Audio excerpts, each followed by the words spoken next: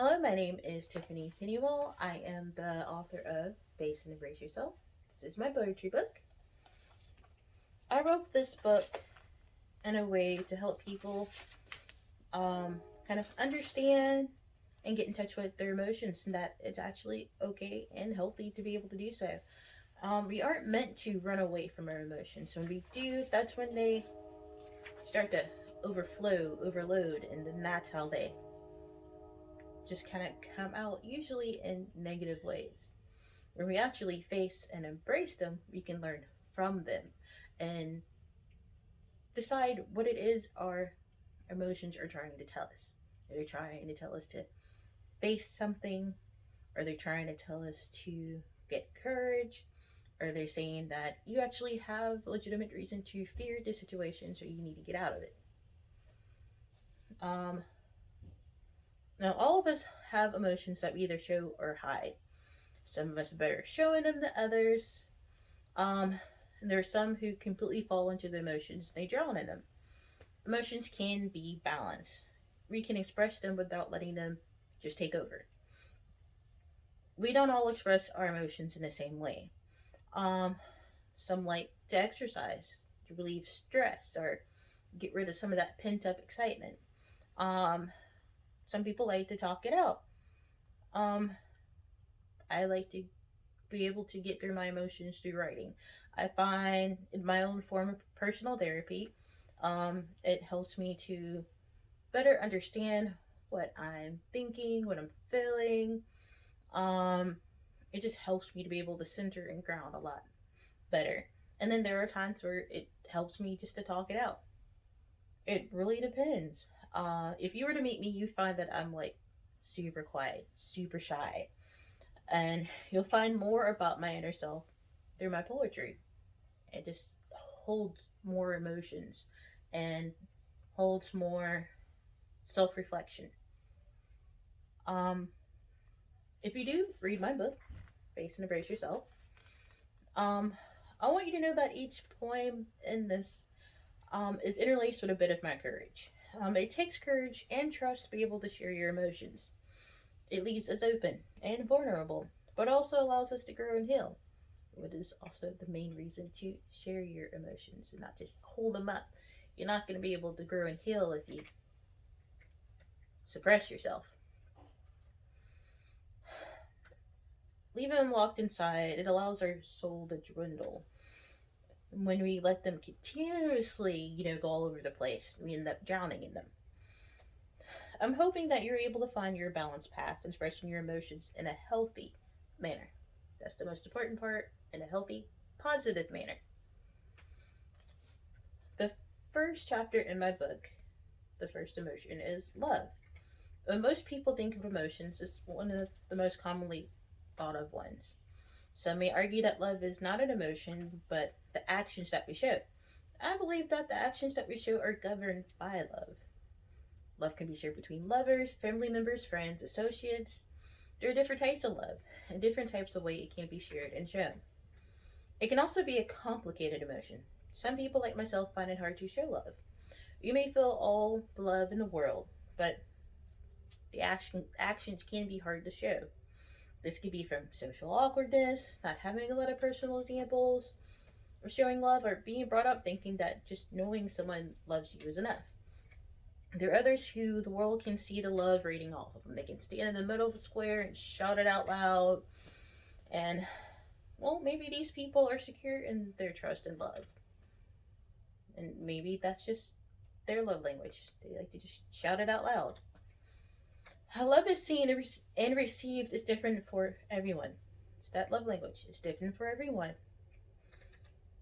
We all respond to it differently according to how we perceive it and how we feel about it.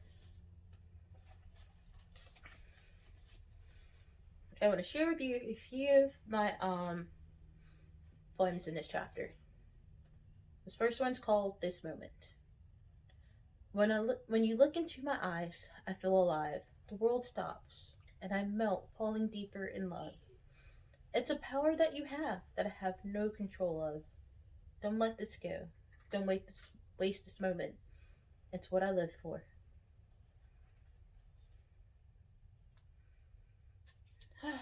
Being in the moment is very much important, especially when it comes to love. You know, cherishing that moment in time. And this one's called Yourself. Despite all that's going on, remember to look into your heart. You are a being with a pure heart, big enough to fit the world into it. Do not lose yourself, for you are yourself, and no one can ever replace you. You are loved, cherished, wanted, and needed. So never hide yourself. Don't cower from yourself, for you are phenomenal. It's very important to look inside when you're looking for love. No one can make you worthy of love. No one can say you're not worthy or you deserve all the love. Well, they can say it, but they can't give you that love. You have to be able to want that love. You got to be able to love yourself first.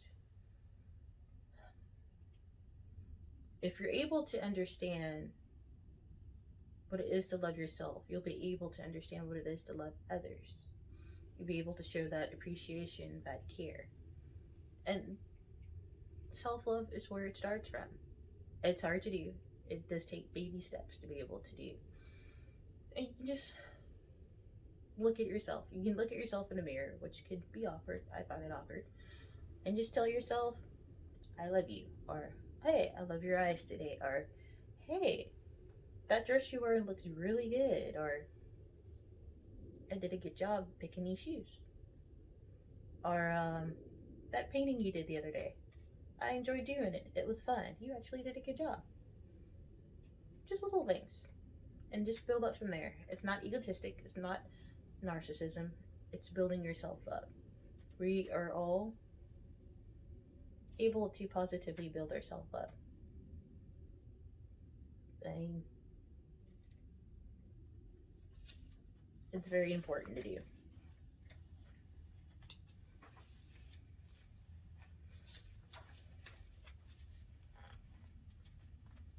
Let's see. I like this one. It's called My Greatest Strength, and it's about the love of a parent and their children. The smiles I see and the laughter I hear each day bring me inner peace, when all else can be in dismay. The hugs and kisses bring me greatest joy, for I know with their childlike innocence they are all sincere. No love gives me strength as love from your children. They are my world, my heart, my joy. For them, I can do anything.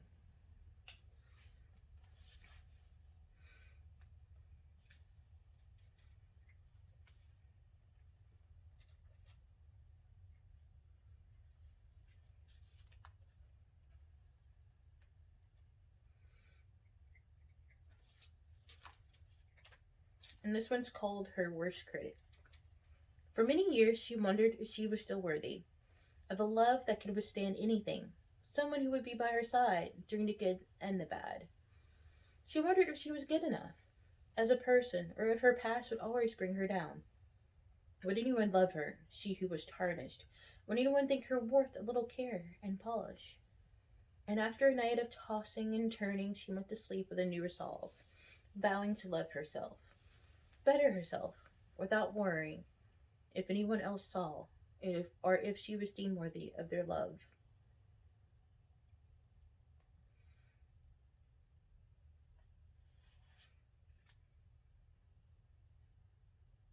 Okay. And this is the last one I'm going to share with you today. It's called All or Nothing. I don't have to try out a sea of men or women, have a situationship to see where it is going. I don't want deep emotional attachments to those I won't commit to, and I won't have casual sex because it's not what I'm into. You see, I've only had two lovers, both taken greatly to heart. It's hard for me to disconnect the mental from the physical. For when I do connect with someone on that level, I give my all, not some of my parts, and it is for them and them only. I hope you enjoyed the poetry that I shared today from my book Face and Embrace Yourself. Um, it is my plan to come back and share you some more poetry. from my other chapters of different emotions. If you would like to hear those in the future, click subscribe, and I would be happy to load up more videos. If you would like to get a copy of this book, you can find it on Amazon for Kindle and also for paperback. Thank you very much for tuning in. Like and share. Thank you.